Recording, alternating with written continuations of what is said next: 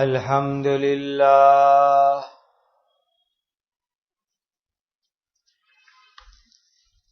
الحمد لله الذي هدانا لهذا وما كنا لنهتدي لولا أن هدانا الله أشهد أن لا إله إلا الله وحده لا شريك له وأشهد أن سيدنا وشفيعنا ومولانا محمدا عبده ورسوله صلوات الله تبارك وتعالى عليه وعلى آله وأصحابه وذرياته وأهل بيته وأهل طاعته وبارك وسلم تسليما كثيرا كثيرا.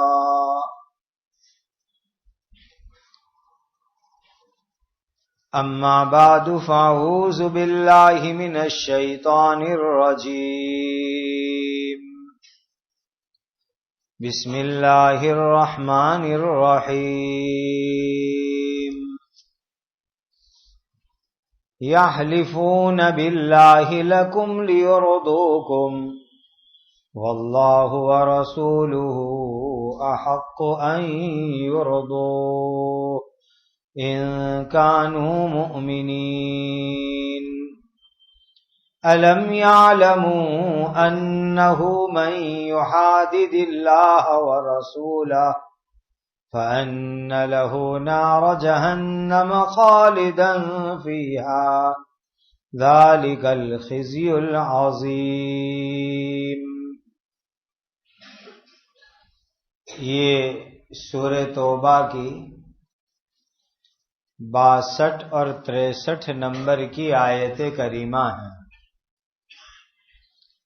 اللہ سبحانہ و تعالی کے پاک ارشاد کا خلاصہ ہے وہ منافق لوگ تمہارے سامنے اللہ تعالی کی قسم کھاتے ہیں تاکہ وہ تم کو خوش کر دے،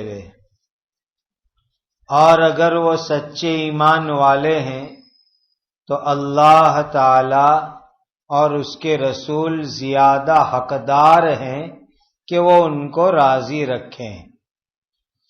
کیا وہ لوگ اتنی بات نہیں جانتے کہ جو شخص بھی اللہ تعالی اور اس کے رسول کا مقابلہ کرتا ہے تو اس کے لیے تو جہنم کی آگ ہے جس میں وہ ہمیشہ رہے گا، یہ بڑی رسوائی ہے.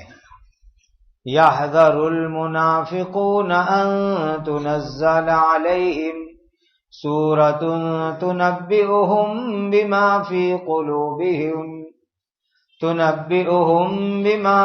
قلوبهم قل استهزئوا إن الله مخرج ما تحذرون.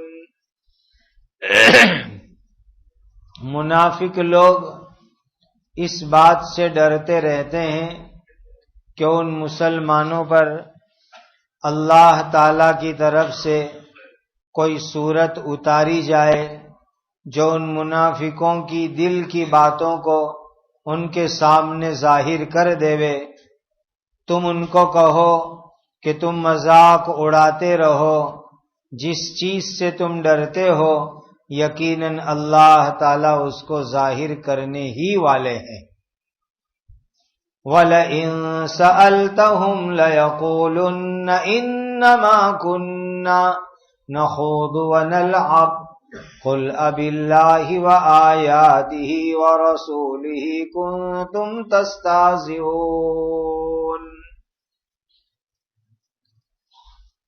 اور اگر تم ان منافقوں سے مذاق کی وجہ کے بارے میں سوال کرو تو وہ ضرور جواب میں ایسا کہیں گے تو ہم تو ہنسی مذاق والی بات چیت اور دل لگی کر رہے تھے.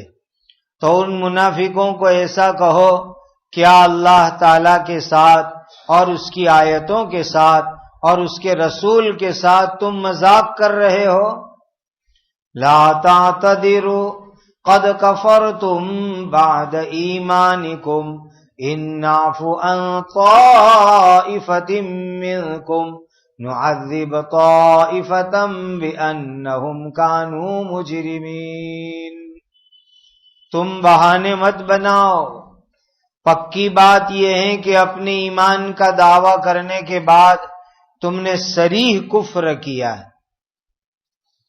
تم خود کو مومن بتا کر کفر کرنے لگے۔ اگر ہم تم میں سے کسی ایک جماعت کو مسلمان ہو جانے پر معاف بھی کر دیں گے تو دوسری جماعت کو ہم ضرور سزا دیں گے، یعنی جنہوں نے کفر، نفاق اور مذاق سے توبہ نہیں کی ان کو، اس لیے کہ وہ لوگ گنہگار ہیں۔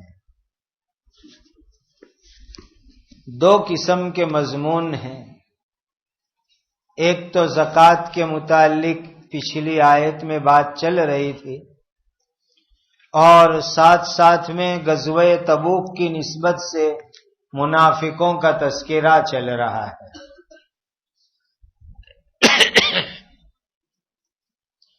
زکوٰۃ کی رقم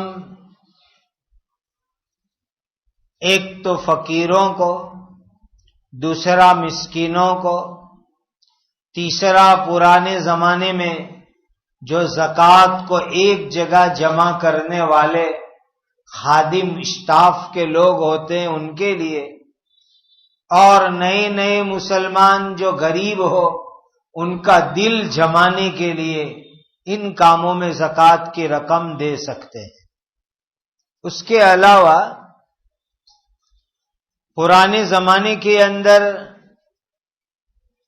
غلام ہوتے تھے، یعنی انسان انسانوں کو خریدتے تھے، بیچتے تھے، مردوں کو بھی خریدتے بیچتے تھے، ان کو غلام کہتے ہیں، عورتوں کو خریدتے بیچتے تھے، ان کو باندی کہا جاتا تھا۔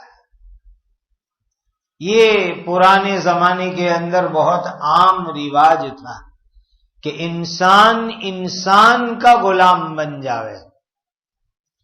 تو اگر کوئی غلام ہے اور اس غلام کو اس کا مالک یوں کہے کہ تو اتنی رقم تھوڑی تھوڑی کر کے مجھے کما کے دے دے، میں تجھے آزاد کر دیتا ہوں، اس کو مکاتب کہتے ہیں۔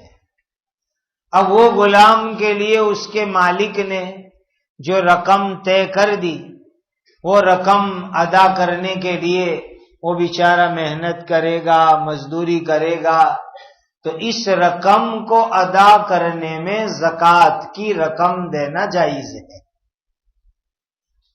ایک غلام کو اس کے مالک نے کہہ دیا کہ تو 50,000 روپے لیا مجھے دے دے اور تجھے میں آزاد کرتا ہوں۔ اب یہ 50,000 روپے وہ غلام بیچارہ لائے گا، محنت کر کے، مزدوری کر کے، کما کر کے، پتہ نہیں وہ غلام بیچارہ 50,000 روپے کب ادا کرے۔ تو اس کو زکوٰۃ کی رقم دے دو تاکہ وہ اپنی قیمت ادا کر دے اور جلدی سے اس کو آزادی مل جاوے، اس میں زکوٰۃ کی رقم دینا جائز ہے۔ اس کے بعد اللہ تعالیٰ نے فرمایا فی سبیل اللہ، اللہ کے راستے میں بھی زکوٰۃ دے سکتے ہیں۔ یہاں فی آیا، یہ بتلا رہا ہے دوسری مرتبہ کہ اللہ کے راستے والے کام میں زکوٰۃ کی رقم دے ہی دو، جو اللہ کا راستہ کہلاتا ہے۔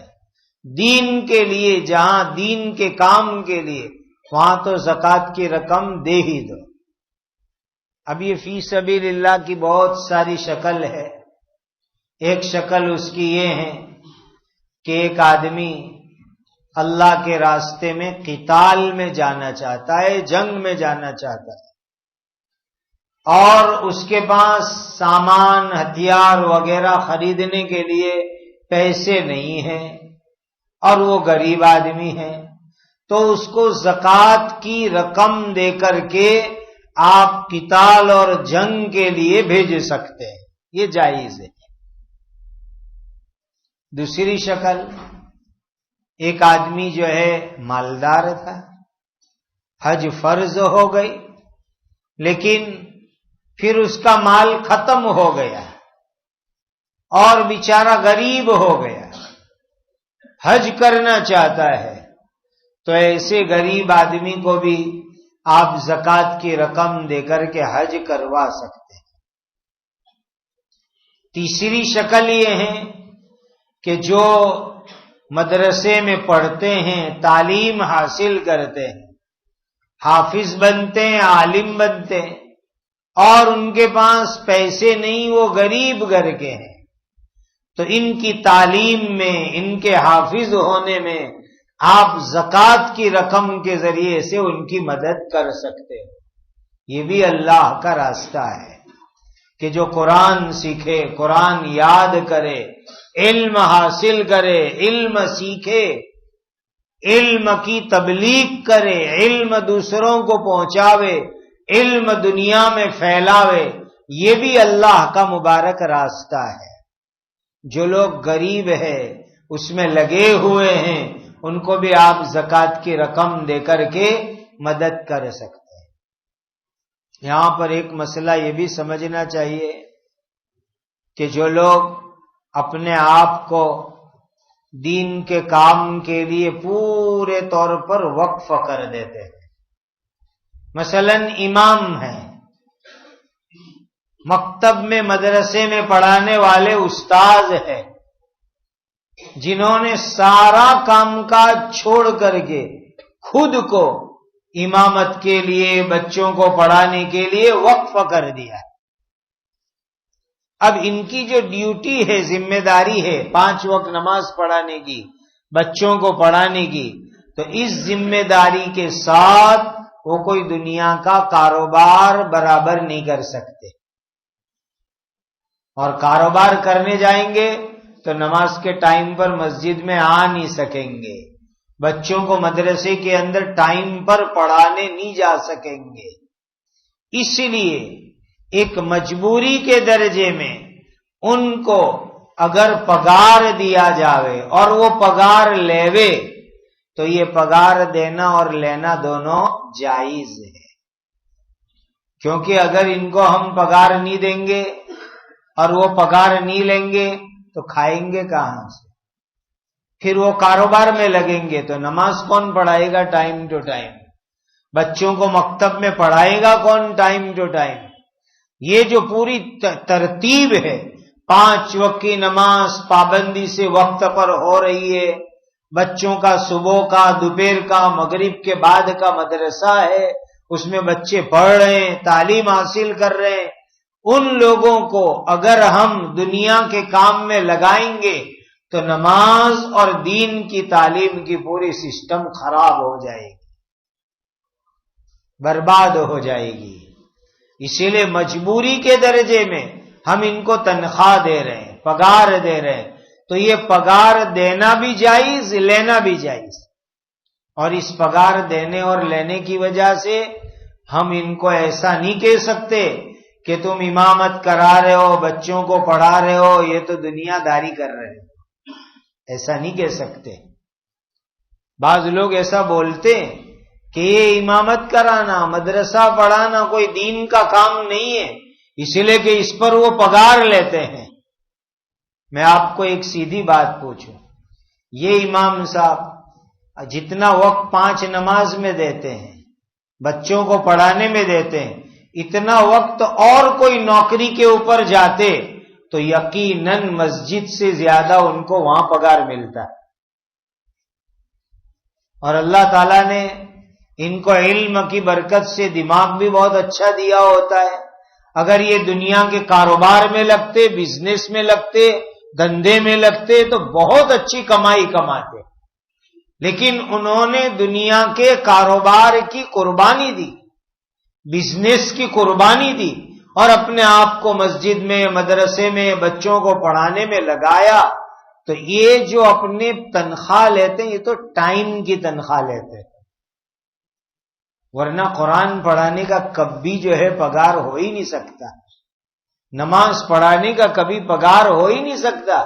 یہ تو جو ٹائم اس کے پیچھے دیتے ہیں اس کے بدلے میں ان کو پگار ملتا ہے. تو اس کی وجہ سے یہ مت کہو کہ یہ دنیا داری کر رہے ہیں.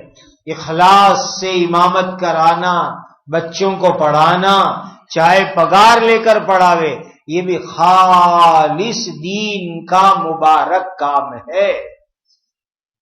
اور اگر یہ نماز پڑھانا بند کر دے گے، آپ یوں کہو کہ تم تو نماز پڑھاتے ہو، پگار لیتے ہو، دنیا کا دھندا کرتے ہو، دنیا داری ہے تو تمہاری، تو یہ کل سے 2 نوکری چھوڑ کے بزنس کھول لیں گے، کاروبار شروع کر دیں گے کہ ایک تو خالی 5,000 پگار ملے نا، اوپر سے یہ بھی سننے کا اس سے بہتر باہر جا کے دھندا کروں تو 25,000 کماؤں.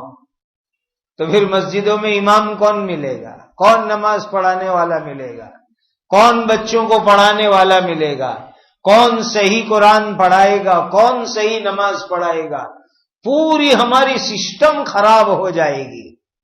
اس لیے یہ لوگ جو اپنی زندگی کو مسجد کے لیے، مدرسے کے لیے لگائے ہوئے ہیں، ان کا پوری قوم کے اوپر بہت بڑا احسان ہے، بہت بڑا احسان ہے. اور اس کے مقابلے کے اندر جو پگار ہے وہ تو بہت معمولی ہے. آج کی مہنگواری کے حساب سے میں آپ کو کہوں کہ امام کو، استاد کو کم سے کم 12-15 ہزار روپے تو پگار ملنا چاہیے. مہنگواری اتنی ہے.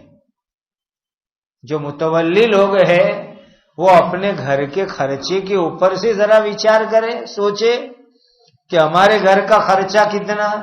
کیا امام کے مصلے سے نوٹ نکلتی ہے نیچے سے؟ پھر کہتے ہیں کہ ہمارے امام صاحب یہ کرتے ہیں، کاروبار بھی تھوڑا بہت کرتے ہیں، اتنا بھی کریں گے، پیٹ پہ پتھر تھوڑے ہی باندھیں گے، یہ غزوہ خندق والے تھوڑے ہی ہے، کچھ نہ کچھ تو کرنا ہی پڑے گا. ان کی بھی بیوی ہے، ان کے بھی بچے ہیں، ان کی بھی ذمہ داری ہے، ان کو بھی بچوں کو اسکول بھیجنا ہے، کپڑے سلانے، لائٹ بل بھرنا ہے، پانی کا بل بھرنا ہے، دودھ کا بل بھرنا ہے، کھانا بھی ہے. تو یہ ساری ذمہ داریاں ان کے اوپر بھی لگی ہوئی ہے. تو یہ ایک اللہ کا مبارک راستہ ہے، وفی سبیل اللہ. اور جتنے بھی تعلیم، علم، حفظ قرآن، دین کی اشاعت، کتابیں لکھنا، یہ سب مبارک جو کام ہیں یہ سب کے سب فی سبیل اللہ ہے. اور اس میں جتنے بھی غریب لوگ لگے ہوئے ہیں، جن کے پاس نصاب جتنا مال نہیں ہے، ان کو آپ زکوٰۃ کی رقم دے سکتے ہیں، دینا جائز ہے. آگے فرمایا وابن السبیل، مسافر کو بھی زکوٰۃ کی رقم دینا جائز. پرانے زمانے میں آج کی طرح منی ٹرانسفر کی اتنے آسان ذریعے نہیں تھے جتنا آسان ہے. پرانے زمانے کے اندر ایک آدمی سفر میں نکلا، راستے میں پیسے چوری ہو گئے، یا بیمار ہوا اور خرچ زیادہ ہو گیا، پیسے نہیں ہیں، وطن میں تو پیسے ہیں لیکن سفر میں پیسے نہیں ہیں، اور منگوانے کی کوئی شکل صورت نہیں ہے. تو ایسے زمانے کے حالات کے اعتبار سے اس کے لیے زکوٰۃ کی رقم لینا جائز ہے. وطن میں مالدار لیکن سفر میں غریب ہو گیا تو وہ زکوٰۃ کی رقم لے کر کے اپنا کام چلا سکتا ہے. اگرچہ آج تو بڑی آسانی ہو گئی کہ ویسٹرن یونین ہے یا جو الگ الگ کارڈ آ گئے، اس کے ذریعے سے آدمی بہت آسانی سے پیسے منگوا سکتا ہے. لیکن پرانے زمانے میں اتنی سہولت نہیں تھی. تو اللہ سبحانہ و تعالی نے انسانوں کو جو تکلیف ہو سکتی ہے وہ تمام تکلیفیں سامنے رکھ کر کے زکوٰۃ کے معاملے کے اندر بڑی سہولتیں دی، بڑی اجازتیں دی کہ تم اس طریقے سے مسافر لوگوں کو بھی دے سکتے ہو، پریشان لوگوں کو بھی یہ رقم دے سکتے ہو. یہ بہت اچھی جو ہے اللہ تعالی کی طرف سے قائم کی ہوئی ترتیب ہے. بہت سی مرتبہ ایک مسئلہ پیش آتا ہے. ہمارے پاس ایک آدمی زکوٰۃ کی رقم لینے آیا، میں غریب ہوں، مجھے کچھ دے دو.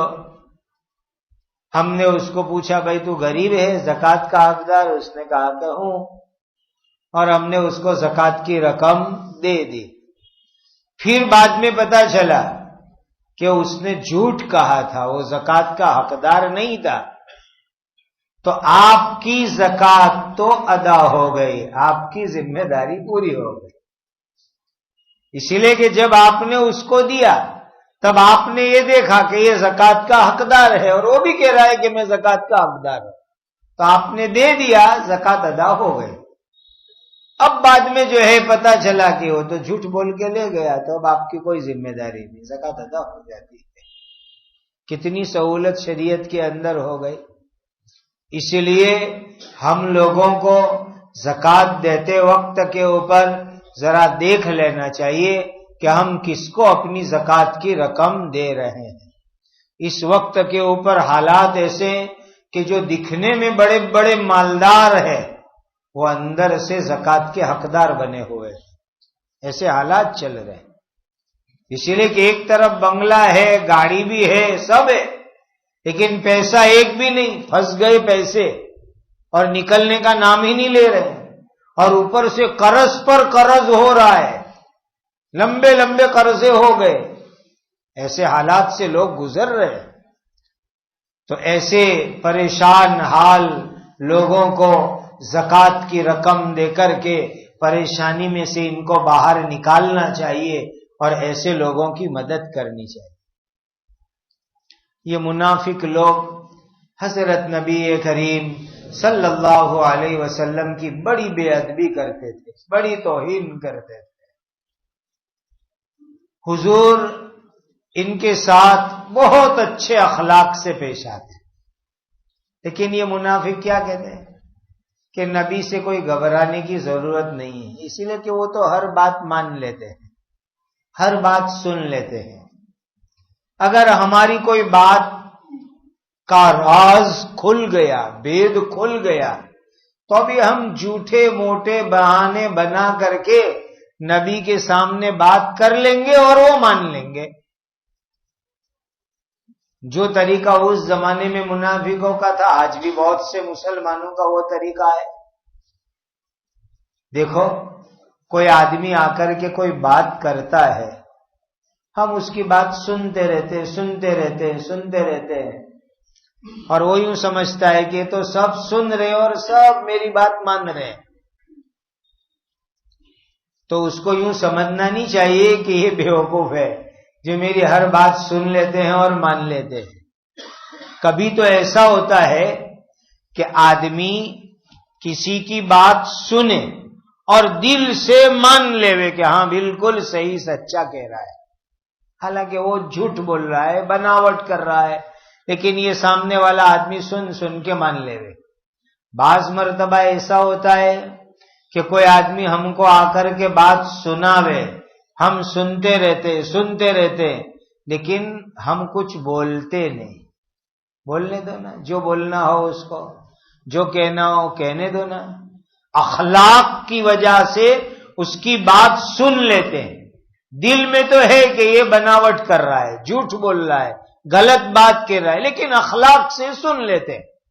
اب اخلاق کی وجہ سے اس کی بات سن لی اور وہ اٹھ کے چلا گیا اور سب کو جا کے کہے کہ میں نے جھوٹی بات سنا دی اور انہوں نے مان بھی لی اور میری بات پہ یقین بھی کر لیا۔ یہ شیطانی بہت بڑا دھوکہ ہے۔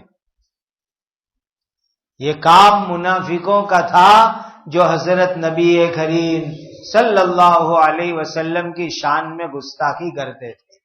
حضور کے پاس آتے، باتیں سناتے، جھوٹی، غلط، بناوٹی، ہر طرح کی بات سناتے، لیکن نبی کریم صلی اللہ علیہ وسلم کے اخلاق اتنے اونچے تھے کہ ان کی بات کاٹتے نہیں تھے، سنتے رہتے تھے۔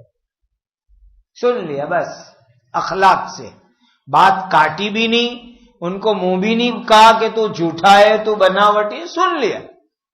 اور وہ منافق اندر اندر کیا سمجھتے کہ نبی تو بہت بھولے بھالے، ہماری سب بات سن بھی لی، مان بھی لی، حالانکہ حضرت نبی کریم صلی اللہ علیہ وسلم کو اللہ تعالیٰ نے بہت اونچے درجے کا سمجھدار بنایا تھا۔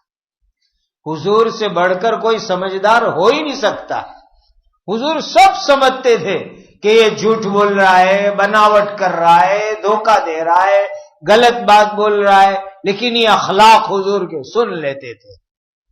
اسی بات کو اللہ تعالیٰ نے قرآن کی اس آیت کے اندر بیان فرمایا. پھر یہ جھوٹی جھوٹی قسم بھی کھاتے تھے. منافق لوگوں کی عادت جھوٹی جھوٹی قسم کھانا. لیکن یاد رکھو، جھوٹی قسم کھانے سے انسان شیطان کے جیسا بن جاتا ہے. شیطان جیسا انسان بن جاتا ہے جھوٹی قسم کھانے سے. چونکہ جھوٹی قسم کھا کر کے وہ اللہ کے مبارک نام کی بے ادبی کر رہا ہے.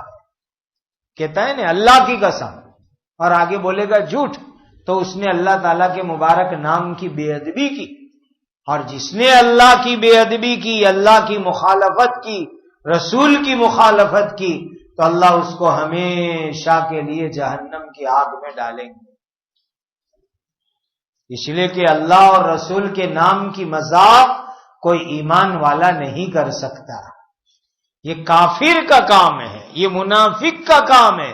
اس لیے فرمایا کہ اللہ ان کو ہمیشہ ہمیش کی جہنم کی سزا دیں گے. یہ منافق پارٹی ہمیشہ ڈر ڈر کے رہتے تھے نبی کریم صلی اللہ علیہ وسلم کے زمانے میں. اس لیے کہ وہ زمانہ ایسا تھا، قرآن آسمان سے اترتا تھا، جبرائیل آتے تھے، تو منافق لوگ ہر وقت ڈرتے تھے کہ اللہ تعالی جبرائیل امین کے ذریعے سے اپنے نبی کو ہمارے نام بتلا دیں گے، کون منافق ہے کون بناوٹی ہے. یہ ڈرتے رہتے تھے، ان کو چین نہیں ہوتا تھا. اور حقیقت بھی ایسا ہوا. ایک مرتبہ تقریباً 70 یعنی 70 منافقوں کے نام، ان کے باپ کے نام، ان کے خاندان کے نام، کہ یہ منافق ہے، یہ جھوٹا ہے، یہ بناوٹی ہے، اللہ نے حضرت نبی کریم صلی اللہ علیہ وسلم کو بتلا دیا. لیکن یہ حضور کے اونچے اخلاق تھے کہ حضور نے ان کے نام کو مجمع میں ظاہر نہیں کیا، عام طور پر ظاہر نہیں فرماتے تھے. ایک صحابی تھے جن کا نام ہے حضرت حذیفہ رضی اللہ تعالی عنہ. وہ حضور کے رازدار تھے، حضور ان کو خانگی باتیں بتلاتے تھے. تو حضرت حذیفہ کو حضور نے پوری لسٹ گنوا دی کہ اللہ تعالیٰ نے مجھے یہ لسٹ دی ہے، یہ منافق یہ منافق یہ منافق. حضور نے پوری لسٹ حضرت حذیفہ کو بتلا دے دی. پبلک میں اس کو ڈکلیئر نہیں کیا، اور حضرت حذیفہ بھی اس کو ڈکلیئر نہیں کرتے تھے. اس لیے نبی کریم صلی اللہ علیہ وسلم کے دنیا سے تشریف لے جانے کے بعد اگر مدینہ میں کسی کا انتقال ہوتا اور جنازہ ہوتا تو حضرت عمر رضی اللہ تعالیٰ عنہ کیا کرتے؟ دیکھتے کہ جنازے میں حذیفہ ہے کہ نہیں ہے. اگر حضرت حذیفہ ہوئے تو حضرت عمر جنازے میں جاوے، اور حضرت حذیفہ نہیں ہوئے تو حضرت عمر بھی نہیں جاوے. اس لیے کہ حضرت عمر رضی اللہ تعالیٰ عنہ جانتے تھے کہ حضرت حذیفہ کو حضور نے لسٹ بتلا دی ہے. اسی لیے مومن کوئی پکا ہوگا تو ہی یہ جنازے میں آئیں گے، منافق ہوگا تو یہ جنازے میں نہیں آئیں گے. تو حضرت عمر حضرت حذیفہ رضی اللہ تعالیٰ عنہ کو دیکھتے رہتے تھے. چونکہ جب تک نبی کریم صلی اللہ علیہ وسلم زندہ رہے وہاں تک تو کوئی مسئلہ نہیں، لیکن حضور کے بعد اب کون بتلائے گا کہ یہ پکا منافق ہے یہ پکا مومن ہے. اسی لیے حضرت عمر رضی اللہ تعالیٰ عنہ نے یہ ترتیب بنائی. اب یہ منافق لوگ رات دن شریعت کے احکام سے مذاق کرتے، قرآن کی آیتوں سے مذاق کرتے، نبی کریم صلی اللہ علیہ وسلم سے مذاق کرتے. اور جب ان کو کوئی کہتا کہ یہ مذاق کیا کرتے ہو تو کہتے کہ ہم تو ٹائم پاس کرتے ہیں، ٹائم پاس. آج جو دھندا منافق کرتے تھے وہ مسلمانوں نے بنا رکھا ہے. بیٹھیں گے اور ٹائم پاس کرنے کے لیے شریعت اور دین کی باتوں کے اوپر کامنٹ اور تبصرہ کریں گے، دین کی باتوں پر. حالانکہ دین کی باتوں میں جب تک پورا علم نہ ہو ہم کوئی کامنٹ نہیں کر سکتے، کوئی تبصرہ نہیں کر سکتے۔ اگر ہم نے غلط کامنٹ کر دی، بڑا برا تبصرہ کیا تو ایمان خطرے کے اندر پڑ جاتا ہے۔ اسی لیے ٹائم پاس کرنا مسلمان کے لیے بہترین چیز ہے۔ تسبیح پڑھو ٹائم پاس کرنا ہو، قرآن پڑھو ٹائم پاس کرنے کے لیے، ورنہ چپ چاپ بیٹھے رہو، قرآن سنو، نعت نظم سنو، یہ ٹائم پاس کرنے کی بہترین چیز ہے۔ سو جاؤ، نیند نکالو، تعلیم میں آ کے بیٹھ جاؤ، کتاب لے کر کے بیٹھ جاؤ، کتاب پڑھنے بیٹھ جاؤ، یہ ٹائم پاس کرنے کی چیز ہے۔ مجلس لگائی اور ٹائم پاس کرنا ہے، اس کے لیے آپ شریعت کی بات پر کامنٹ کرو، شریعت کی بات پر تبصرہ کرو، چرچا کرو، اور ہم کو پورا علم نہیں ہے، یہ بہت بڑی مسلمانوں کی غلطی ہے۔ اس سے ایمان خطرے کے اندر پڑ سکتا ہے۔ یہ جو لوگ کہتے ہیں نا مجھے لگتا ہے ایسا ہے کہ مسئلہ یوں ہوگا، یہ لگتا ہے ایسا ہے، یہی بہت بڑی گمراہی ہے۔ دنیا کے معاملے میں کہو یوں لگتا ہے وہ چل جاوے، لیکن دین کے معاملے میں یوں لگتا ہے نہیں، مجھے معلوم نہیں ہے، سیدھا کہو، سیدھا جواب دو، مجھے معلوم نہیں، یوں لگتا ہے اور ایسا ہونا چاہیے اور ایسا لگتا ہے، دین کے معاملے میں نہیں، مجھے معلوم نہیں۔ کسی عالم سے پوچھیں گے، کسی مفتی کو پوچھیں گے، سیدھا یہی کہنا چاہیے، وہاں اپنی عقل نہیں چلانی، اپنی رائے نہیں چلانی۔ دین کے معاملے کے اندر ہم کو جانکاروں کے تابع ہو جانے کا۔ قل اب اللہ و آیاتہ و رسولہ کنتم تستہزئون، اللہ نے ان کو پیدائشی ایمان عطا فرمایا، لیکن ایمان چھوڑ دیا اور منافق بن کے، کافر بن کے زندگی گزاری۔ بعض لوگوں کو توبہ کرنے کی توفیق ہوئی، پکے مسلمان بن گئے، اللہ ان کے نفاق کو معاف کریں گے، اور جنہوں نے زندگی نفاق میں گزاری، موت منافق ہونے کی حالت میں آئی، ایسے لوگوں کے لیے بڑی جہنم ہے، بلکہ اتنی خطرناک سزا ہے کہ کافروں سے بھی نیچے منافقوں کے لیے جہنم ہوگی۔ ان المنافقین فی الدرک الاسفل من النار، منافق لوگ جہنم میں سب سے نیچے ہوں گے، سب سے نیچے، اتنی خطرناک ان کے لیے جہنم ہے۔ اللہ ہمیں ایمان میں اخلاص عطا فرمائے، اعمال میں اخلاص عطا فرمائے، نفاق سے اللہ ہماری حفاظت فرمائے، دین اور شریعت کی مذاق کرنے سے اللہ ہماری حفاظت فرمائے۔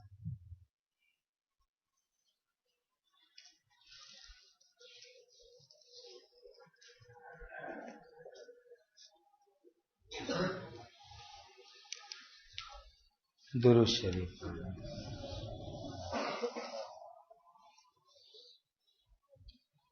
الحمد للہ رب العالمین، الحمد للہ رب العالمین، الحمد للہ رب العالمین، اللہم صل علی سیدنا محمد وعلی آل سیدنا محمد صلاة تنجینا بها من جمیع الاحوال والآفات وتقضی لنا بها جمیع الحاجات وتطہرنا بها من جمیع السیئات وترفعنا بها عندك اعلی الدرجات وتبلغنا بها اقصى الغایات من جمیع الخیرات فی الحیاة وبعد الممات انک علی کل شیء قدیر یا ذا الجلال والاکرام، یا ذا الجلال والاکرام، یا ذا الجلال والاکرام، یا ارحم الراحمین، یا ارحم الراحمین، یا ارحم الراحمین، وَإِلَٰهُكُمْ إِلَٰهٌ وَاحِدٌ لَا إِلَٰهَ إِلَّا هُوَ الرَّحْمَٰنُ الرَّحِيمُ اللهم اغفر امت سیدنا محمد صلی اللہ علیہ وسلم. اللهم ارحم امت سیدنا محمد صلی اللہ علیہ وسلم. اللهم تجاوز عن امت سیدنا محمد صلی اللہ علیہ وسلم. اللهم اصلح شان امت سیدنا محمد صلی اللہ علیہ وسلم. اللهم انصر امت سیدنا محمد صلی اللہ علیہ وسلم.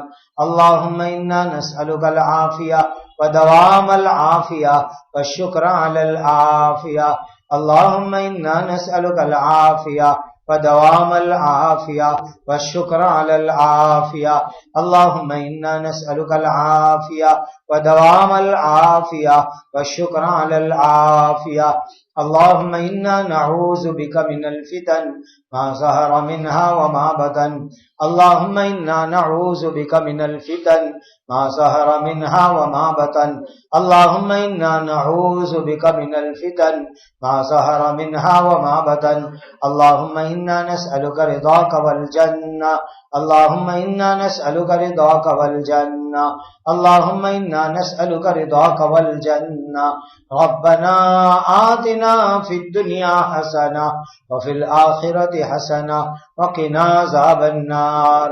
ربنا واجعلنا مسلمين لك ومن ذريتنا أمة مسلمة لك وأرنا مناسكنا وتب علينا إنك أنت التواب الرحيم. اللهم إنا نسألك من خير ما سألك منه نبيك سيدنا محمد صلى الله عليه وسلم ونعوذ بك من شر ما استعاذك منه نبيك سيدنا محمد صلى الله عليه وسلم وأنت المستعان وعليك البلاغ ولا حول ولا قوة إلا بالله العلي العظيم. اے اللہ ہمارے اور پوری امت کے گناہوں کو معاف فرما. ہمارے والدین کی، بیوی بچوں کی، دوست احباب، اساتذہ، تلامذہ، متعلقین کی مغفرت فرماؤ. جتنے بیمار ہیں ان کو شفا عطا فرماؤ. جن پر جنات، جادو، نظر بد کے اثرات ہیں ان کو بھی شفا عطا فرماؤ. اے اللہ جن کے اوپر قرض ہے اپنے خزانہ غیب سے قرض ادا کروا دیجیے. اے اللہ جو جیلوں میں ہیں ان کو رہائی عطا فرما دیجیے. جو اجڑے ہوئے ہیں ان کو آباد فرما دیجیے. ہمارے پورے ملک میں امن و امان قائم فرماؤ. عدل و انصاف قائم فرماؤ. کمزوروں کی حفاظت اور نصرت فرماؤ. اے اللہ عافیت عطا فرماؤ. فتنوں اور فتنوں سے حفاظت فرماؤ. فتنوں اور فتنوں سے حفاظت فرماؤ. فتنوں اور فتنوں سے حفاظت فرماؤ. شریروں اور ان کی شرارت سے حفاظت فرماؤ. مکاروں اور ان کے مکر سے حفاظت فرماؤ. تمام طرح کے انسی جنی دشمنوں سے، ان کی شرارتوں سے، اپنوں اور غیروں کے شر سے اے اللہ ہم سب کی مکمل حفاظت فرماؤ. اے اللہ ہم سب کی جائز مرادوں کو پورا فرماؤ. جو حج میں جا رہے ہیں ان کو حج مبرور، زیارت مقبول عطا فرماؤ. اے اللہ ہماری عمر میں، علم میں، تقوی میں، اخلاص میں برکت عطا فرماؤ. اے اللہ ہماری ان دعاؤں کو اپنے کرم اور فضل سے قبول فرماؤ. وصلی اللہ وسلم علی سیدنا مولانا محمد وعلی آلہ واصحابہ وعلی من تبعہم بإحسان الی یوم الدین. سبحان ربک رب العزة عما یصفون وسلام علی المرسلین والحمد للہ رب العالمین.